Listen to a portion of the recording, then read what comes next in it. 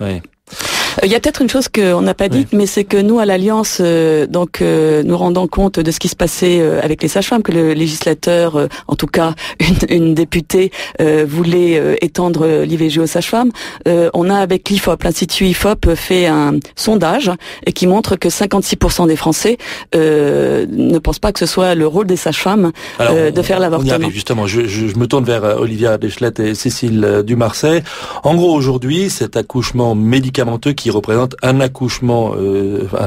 cet avortement médicamenteux qui représente un avortement sur 2, ce qui n'est pas rien, eh bien, on propose, Bérangère Poletti en tout cas propose, on aura beaucoup dit son nom aujourd'hui, elle va nous écrire, elle nous a appelé sûrement, ou son attaché parlementaire, mais Bérangère Poletti propose que ce soit les sages-femmes aussi qui le prescrivent. Vous dites non, évidemment.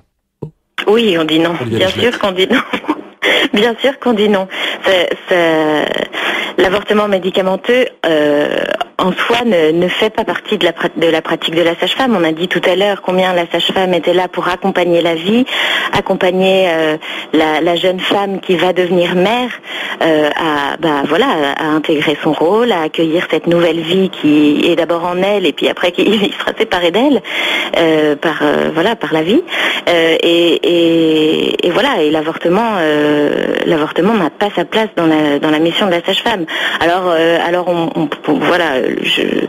on peut penser que la sage-femme, parce que elle a des qualités de délicatesse, d'écoute, qui sont souvent mises en avant par les patientes, elle peut aider à l'avortement, le rendre peut-être plus inscrit dans la vie. Mais ça, je pense que c'est un leurre complet.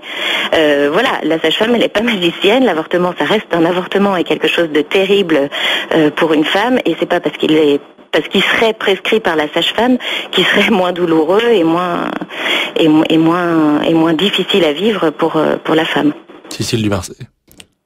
Oui, nous, la monographie qu'on a écrite dans ce sens aux députés disait vraiment comprendre le métier de sage-femme. C'est vrai que quand on revient à la source de ce qu'est notre métier, une fois qu'on a vraiment compris qu'on était toutes tournées vers cet accompagnement à la fois de la mère, du bébé et vraiment vers l'accueil de la vie, l'évidence même, c'est que ça correspond pas du tout à notre mission, à notre métier de sage-femme, à ce qu'on souhaite faire.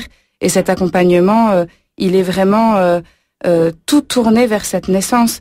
Mais est-ce que paradoxalement, on pourrait pas se dire, tiens, si on pouvait passer par la case sage-femme plutôt que médecin, puisque vous êtes des militantes de la vie de par votre profession, vous pourriez pas être des militantes aussi de je garde l'enfant?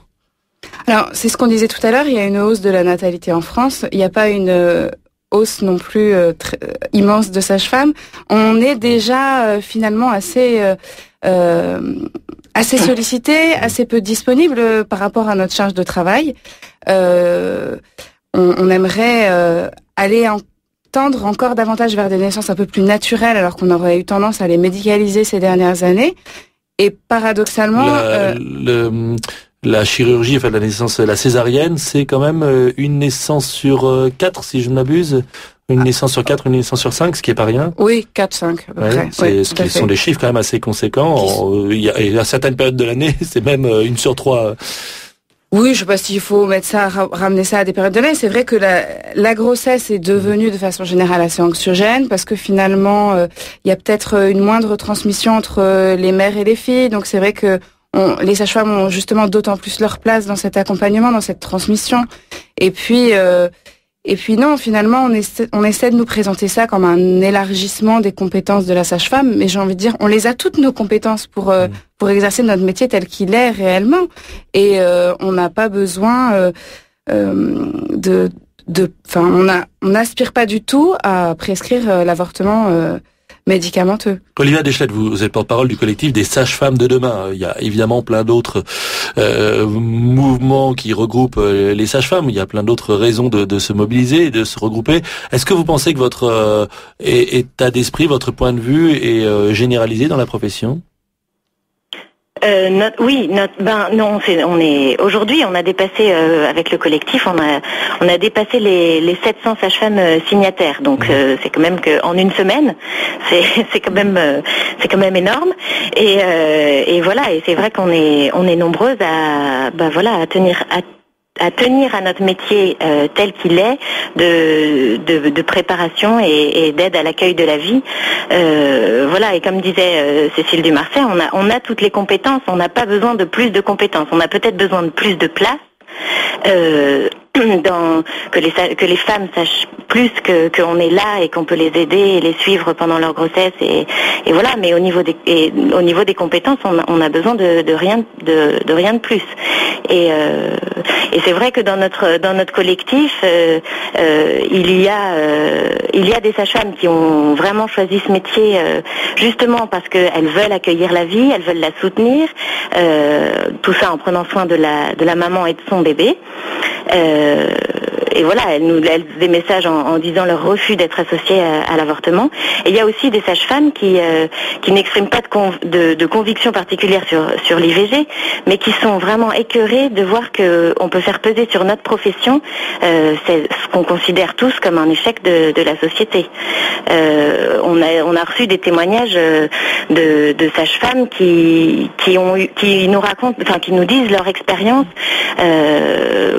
elles ont distribué le RU 486 en réponse à une demande de leur chef de service et que un jour elles se sont rendues compte qu'elles faisaient plus d'avortements que d'accouchements et que elles ont été vraiment écœurées par cette pratique et elles se sont dit voilà, je suis pas faite pour ça, je suis sage-femme pour donner la vie, pour aider à donner la vie parce que c'est quand même la mère qui donne la vie, mais voilà, pour l'avortement ça fait pas partie de nos compétences et on tient pas du tout à ce qu'on nous fasse peser ça sur les épaules, quoi. Et oui, je voudrais juste préciser deux choses. Je suis tout à fait d'accord avec ce que dit Olivia Deschlette là.